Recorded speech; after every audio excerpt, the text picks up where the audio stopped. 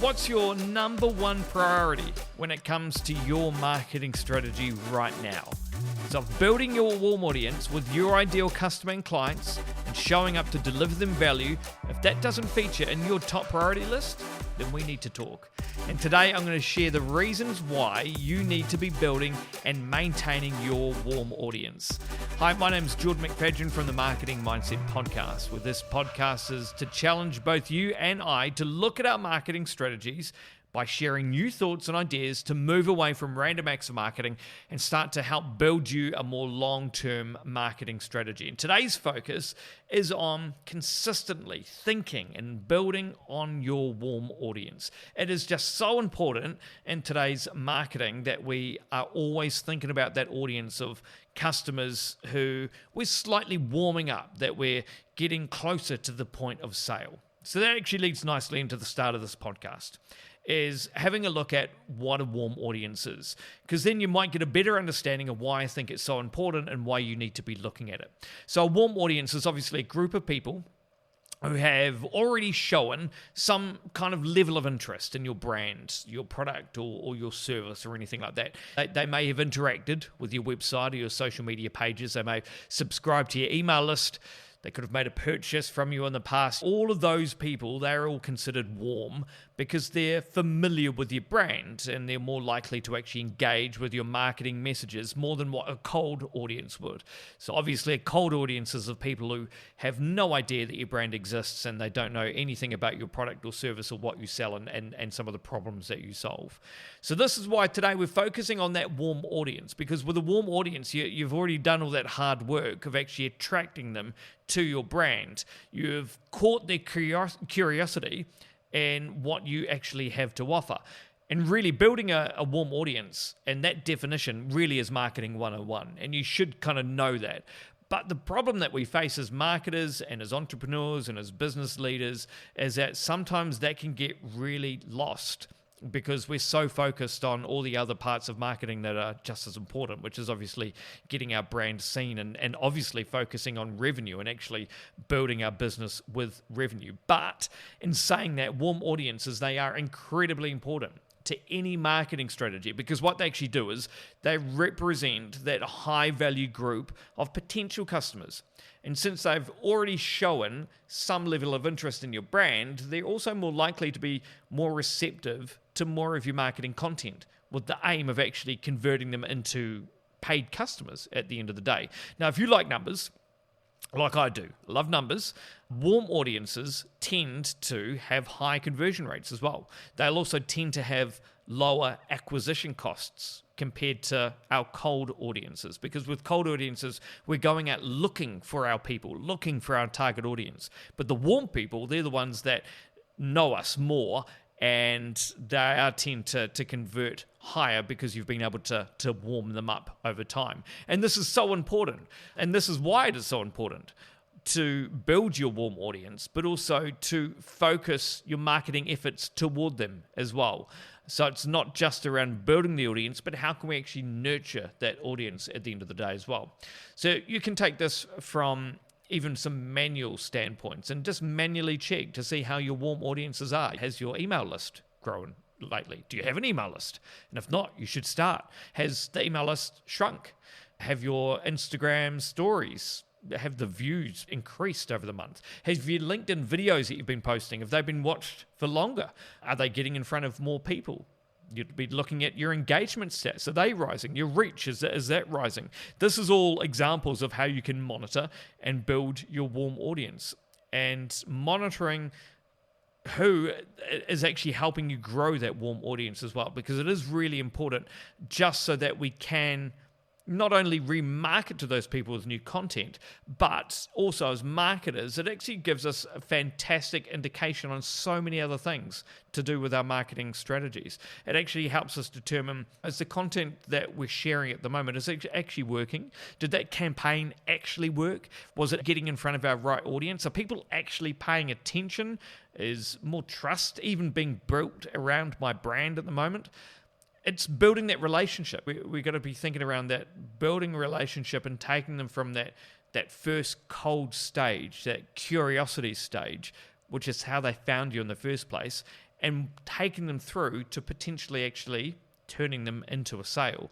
So what I implore you to do is think about how your strategy and your marketing goals are actually supporting this. You should be showing up with messaging and content and campaigns that are targeted towards that key audience. And this should really be the top priority in your business with the marketing strategy and with your overall strategy as well. But in saying all of this, I also get that it's really overwhelming. If we really think about how much we all have going on as marketing teams, as entrepreneurs, as business owners, we've got so much going on, so much to think about. Running our teams, running our businesses, thinking about sale, profit and loss, thinking around staffing, thinking around our product, executing that product and actually delivering it to our clients. It can be really overwhelming, obviously. I'm taking it back even to when I first started Done by Nine. So this is going back March 2020. So you can tell by the date that this was around COVID time. Literally, I started Done by Nine a few weeks before the COVID lockdown, which was fantastic timing, wasn't it? So at the time, what I did is I used some existing networks and built some new networks over that time. And I was actually able to get in front of new cold audiences at the time that was on webinars and going on to other people's webinars as guests.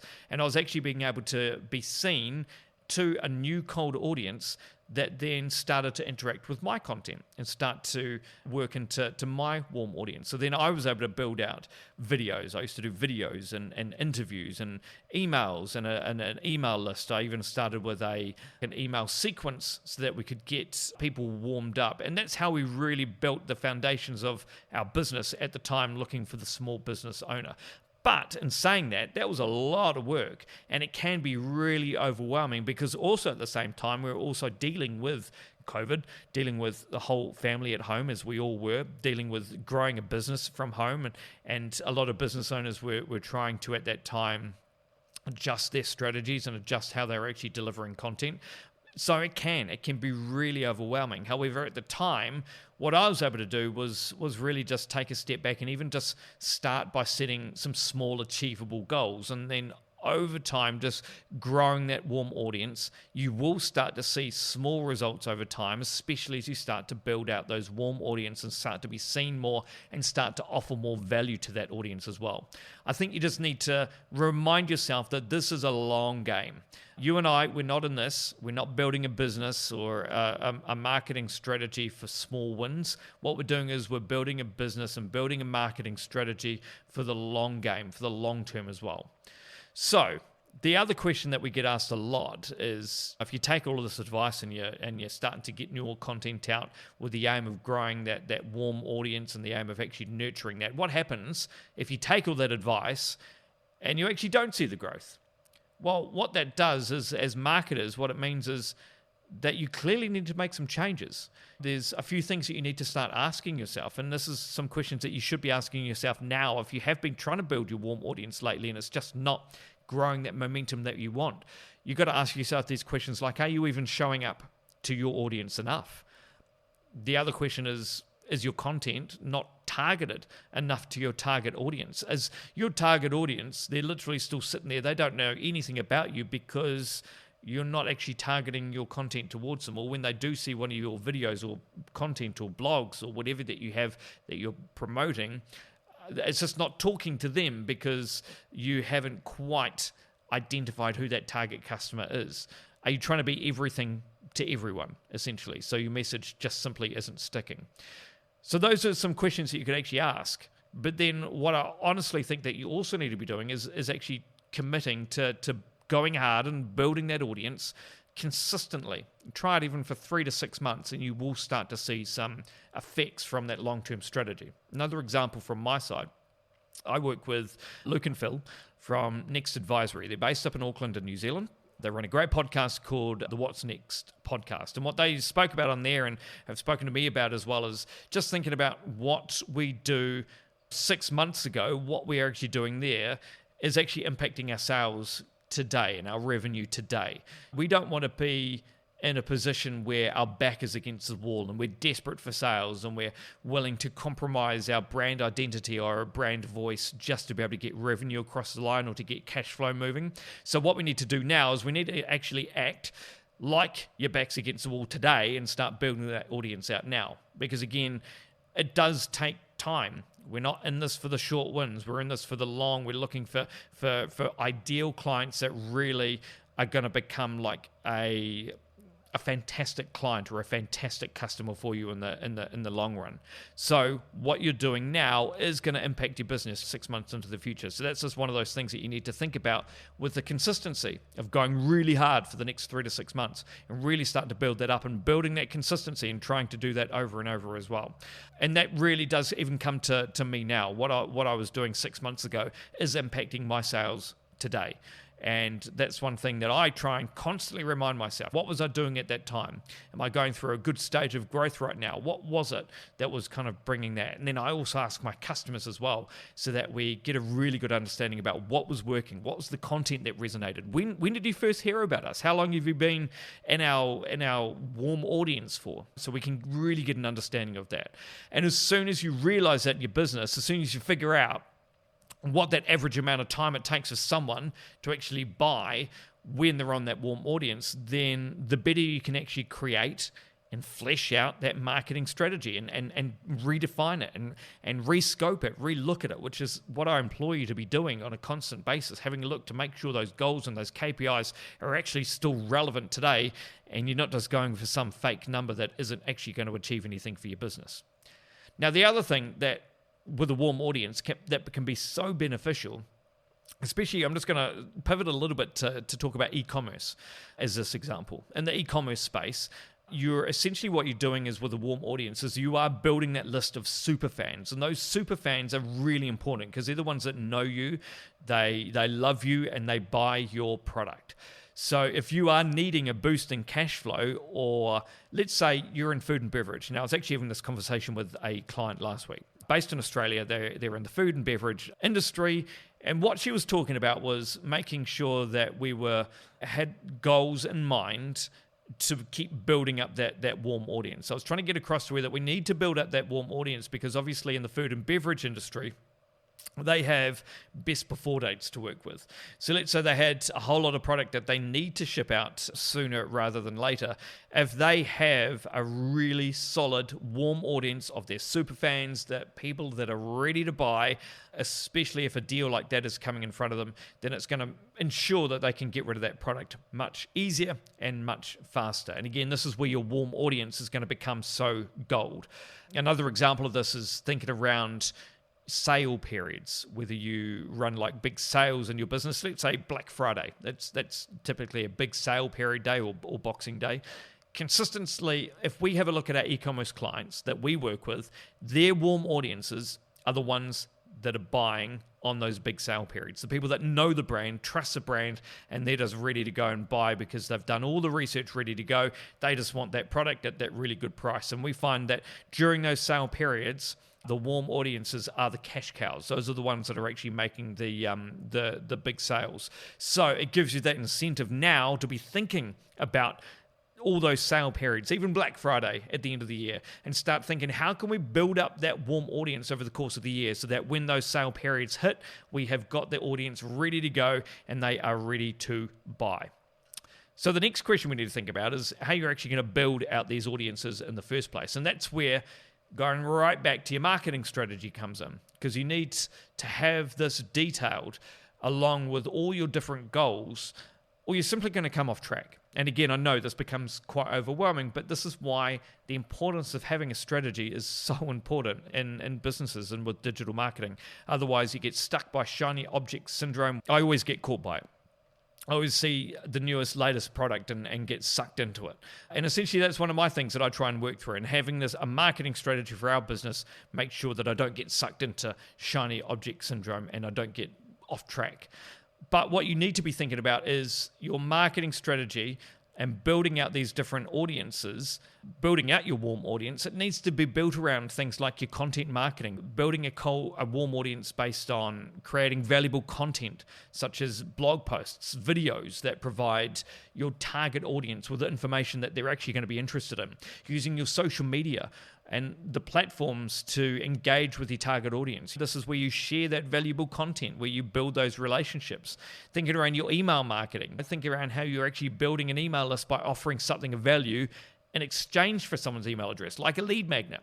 But then going further and then using email marketing to nurture your subscribers by providing them with those regular updates as well. Thinking around referral marketing is a great way of building out this warm audience, encouraging your existing customers to actually refer their friends and family to your brand. I've got an e-commerce brand right now that we're working through. We made a few tweaks to her referral program that she's using at the moment and her marketing plan. And it's not only helping her grow her reach, but also revenue at the end of the day as well. She's getting some really good quick wins in there.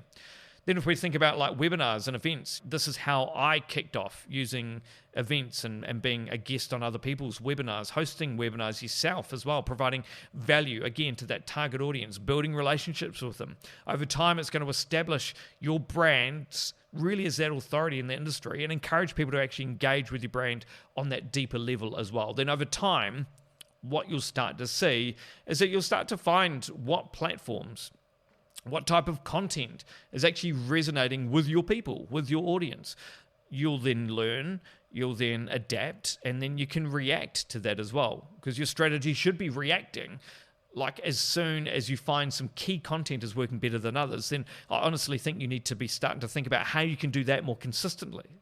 Let's say even once a week, with value-based content across that medium. Let's say it's videos on LinkedIn or videos on Facebook or Instagram stories, and you're finding some great reach on there. Go all in and try and be consistent on that platform with that type of content that's actually working to that audience as well. And it all comes back to our goals. Having that strategy laid out so that you've got that really clear. The goal of visibility, brand awareness, maybe lead generation, which then creates that curiosity and gets them into that warm audience. And not only you as the business owner or the marketing team, but the other people around you need to understand those goals as well and understand how a warm audience is going to help build the business over the long run as well. And I think that you just need to have a think about asking yourself some of those hard questions, even today. When was the last time you came up with a new video or a new blog post for your service-based business? When was the last time that you personally posted on LinkedIn or your brand posted on LinkedIn? Maybe it's time that you need to come up with new ideas that you can leverage and then use to attract more people to your business. And then think about what you're actually doing to nurture that warm audience as well. Once you grow that email list, go that step further. Are you then emailing them maybe once a week with something of value? Are you sending your videos out to your warm audience? Are they aware that you've got new videos out? Are you connecting with those people? How are you actually going to connect with those people as well? Consider treating that warm audience like they are real people. They are real people, but sometimes obviously when we see them on a CRM, we forget that they are a real person. So instead of thinking them of a number on a CRM platform or a number on a spreadsheet or a number on a piece of data that only hears about you when you have a sale or offer, try and consider thinking of them as a person as well. You wouldn't treat an in-person relationship or a friendship the same way that you potentially look at a number on a spreadsheet. So I want you to be honest. Have a look at your marketing strategy, your marketing goals, and determine whether building that warm audience is that near the top of the list. And if not, it needs to be. It needs to be near the top, if not the top of the list of building up that audience. Because a warm audience, it may not bring immediate sales back right now, but after you work this out and get consistency, you'll start to actually make that investment back. If your content is focused on your target audience at that real moment as well. So I do implore you to have a real big think about that. Look, I've spoken about this on other podcasts as well, with not only just purely focusing on your immediate return on ad spend, but actually looking at the entire omni-channel, thinking about more the macro instead of the micro, not just looking at small pieces of data, but having a look at how your marketing is performing across different platforms. Also, we had a podcast recently around how we build our warm audiences and nurture our warm audiences using content on a value-based customer CRM and a customer CRM structure.